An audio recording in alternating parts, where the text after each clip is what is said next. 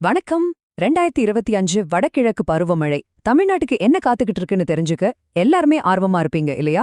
இந்த தடவை ஃபோர்காஸ்ட் ரொம்பவே பாசிட்டிவா இருக்கு. அது ஏன் அப்படின்னு தான் நம்ம இப்ப ஆழமா பார்க்க போறோம். வாங்க உள்ள போடலாம்.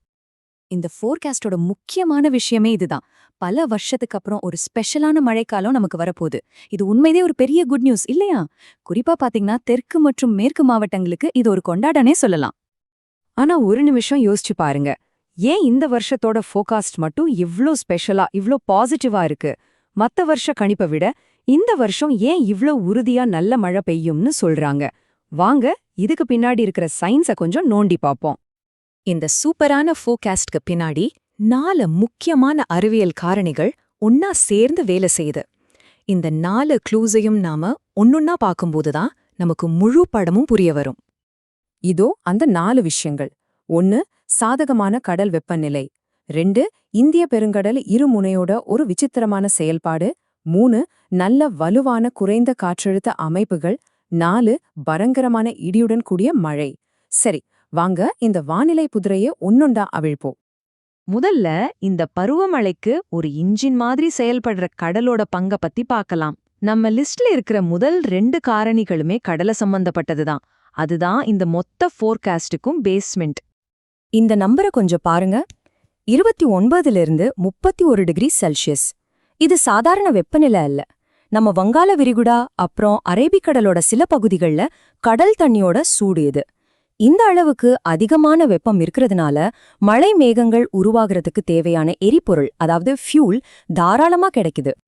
சரி, அடுத்தது 2வது காரணி இந்திய பெருங்கடல் இருமுனை, அதாவது சுருக்கமா ஐஓடின்னு சொல்வாங்க. சிம்பிளா சொல்லணும்னா இது இந்திய பெருங்கடலோட கிழக்கு முனைக்கும் மேற்கு முனைக்கும் நடுவுல இருக்கிற டெம்பரேச்சர் வித்தியாசம்தான். இது நம்ம பருவமழையில ஒரு பெரிய ரோல் ப்ளே பண்ணும். இந்த வருஷம் என்ன நடந்திருக்குன்னா, ஒரு வலுவான நெகட்டிவ் அயோடி உருவாகியிருக்கு. அதோட மதிப்பு -1.45 டிகிரி செல்சியஸ். பொதுவா நெகட்டிவ் அயோடினால தெற்கு தமிழ்நாட்டுக்கு அவ்வளவா நல்லதில்ல. ஆனா இங்கதான் ஒரு இன்ட்ரெஸ்டிங்கான ட்விஸ்ட் இருக்கு. இந்த கம்பேரிசன் தான் இதுலயே ரொம்ப ரொம்ப முக்கியமான பாயிண்ட். சாதாரணமா நெகட்டிவ் அயோடி வந்தா நம்ம அரேபிக்கடல் ஏரியா தணுப்பாய், தென் தமிழ்நாட்டுல மழை குறைஞ்சிடும். ஆனா இந்த வருஷம் என்ன ஒரு அதிசயம்னா, இந்தோனேஷியா பக்கமிருந்து வர சூடான தண்ணி வழக்கத்துக்கு மாறா நம்ம கன்னியாகுமரி வரைக்கும் நீண்டு வந்திருக்கு. இதனால என்ன ஆகுதுன்னா, மழை மேகங்கள் உருவாகிற இடமான ஐடிசிசி நம்மளை விட்டு ரொம்ப தூரம் போகாம நம்ம பகுதிக்கு பக்கத்திலேயே தங்குது. இதோட விளைவு நெகட்டிவ் அயோடியோட வழக்கமான பாதிப்பு அப்படியே தலைகீழா மாறி நம்ம தெற்கு மற்றும் மேற்கு மாவட்டங்கள்ல மழையை அதிகப்படுத்துது. இது உண்மையிலேயே ஒரு ஆச்சரியமான இயற்கை நிகழ்வு. ஓகே, கடல்ல நமக்கு சாதகமா எல்லாம் இருக்கு.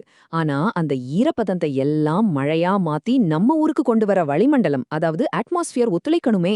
அது இந்த வருஷம் எப்படி நமக்கு உதவ போகுதுன்னு பார்க்கலாம். நம்ம லிஸ்ட்ல 3வது இருக்கிறது குறைந்த காற்றழுத்த தாழ்வு மண்டலங்கள். இதுங்க பெரிய புயலா மாறலனா கூட பரவாயில்ல. வங்கக்கடல உருவாகிற இந்த சின்ன சின்ன சிஸ்டம்ஸ் மழைக்காலத்தோட 2வது பாதியில, குறிப்பா தெற்கு மற்றும் மேற்கு மாவட்டங்களுக்கு விடாம தொடர்ந்து மழையை கொடுக்க போகுது.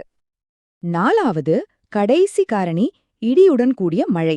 அக்டோபர் மாசத்துல, அதிலும் குறிப்பா ராத்திரி நேரங்கள்ல தெற்கு மற்றும் மேற்கு மாவட்டங்கள்ல ரொம்ப தீவிரமான இடி மின்னலோட மழை பெய்யும்னு கணிச்சிருக்காங்க.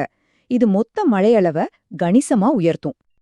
அப்போ இந்த 4 தனித்தனி காரணிகளும் எப்படி ஒன்னா சேர்ந்து 2025 ஒரு எக்ஸ்ட்ரா ஆர்டினரி மழைக்காலமா மாத்த போகுதுன்னு ஒரு தடவை ரிவைண்ட் பண்ணி பாத்திரலாம்.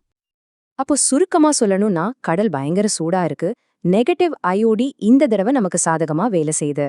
காற்றழுத்த தாழ்வு மண்டலங்கள் விடாம மழை கொடுக்கும். இடி மின்னல் மழையோட அளவை இன்னும் அதிகப்படுத்தும். இந்த 4 விஷயமும் ஒரே நேரத்துல நமக்கு சாதகமா அமையிறது ரொம்ப ரொம்ப அபூர்வம். அதனாலதான் இந்த வருஷம் இவ்ளோ ஸ்பெஷலா இருக்கும்னு கணிக்கிறாங்க. கடைசியா ஒண்ணு, இந்த சயின்ஸ், இந்த கணிப்பு, இந்த விளக்கமெல்லாம் யாருக்காக? நம்ம மக்களுக்கும் நம்ம விவசாயிகளுக்கும் தான். இந்த முன்னறிவிப்பு மட்டும் நிஜமாச்சுன்னா, பல வருஷமா நல்ல மழைக்காக காத்துக்கிட்டு இருக்கிற விவசாயிகளுக்கு இது உண்மையிலே ஒரு பெரிய வரம். ஒரு நல்ல எதிர்காலத்துக்கான நம்பிக்கையா இந்த பருவமழை அமையட்டும்.